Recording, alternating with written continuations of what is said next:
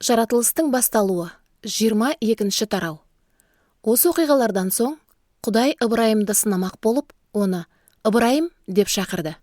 Ол «Тыңдап тұрмын» деп жауап берді.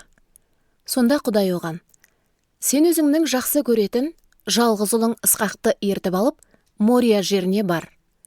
Оны сол жерде мен саған көрсететін тауға апарып, құрбандыққа шалып, өртеп жібер» деп бұйырды. Ыбырайым таңертең ерте тұрып, есегін ерттеп, жастау 2 қызметшісін және ұлы Ысқақты өзімен бірге ертіп алды. Ол құрбандық отына жеткілікті етіп, отындық ағаш жарып алып, Құдай өзіне айтқан жерге қарай жолға шықты. 3-ші күн дегенде Ыбырайым айналасына көз жүгіртіп, сол жерді алыстан көрді. Сонда ол қызметшілеріне: «Сендер есекпен осы жерде қалыңдар. Балам екеуміз сол жерге өрлеп барып, Құдайға ғибадат етеміз. Содан кейін сендерге қайтып келеміз» деді. Ыбырайым құрбандық отына арналған ағашты баласы Ысқаққа арқалатып, өзі шоқ салынған ыдыс пен пышақты қолына ұстап, екеуі бірге әрі қарай жүріп кетті. Сонда Ысқақ әкесіне: «Әке» деп тіл қатты. Ыбырайым: «Я ұлым, не айтайын деп едің?» деді. Ысқақ: «Бізде шоқ пен отын бар, ал құрбандыққа шалынып өртелетін қой қайда?» деп сұрады. Ыбырайым: «Ұлым, Құдай құрбандыққа шалынып өртелуге қажетті қойды өзі береді» деді. Осылай екеуі бірге әрі қарай жүре берді.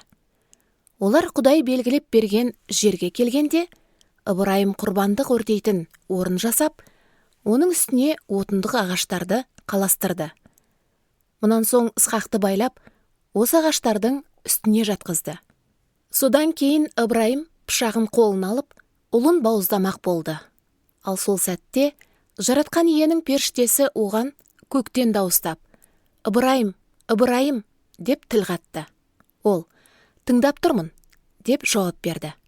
Періште: «Балаңа қол көтерме, оған ештеңе істеме. Құдай былай дейді: енді сенің өзімді терең қастерлейтініңе көзім жетті. Себебі менен өзіңнің жалғыз ұлыңды да аямадың» деді. Ыбырайым төңірегіне көз тастағанда, қалың бұтаның ішінде мүйізінен шырмалып қалған қошқарды көрді. Ол барып қошқарды әкелді де, оны ұлының орнына құрбандыққа шалып, өртеп жіберді.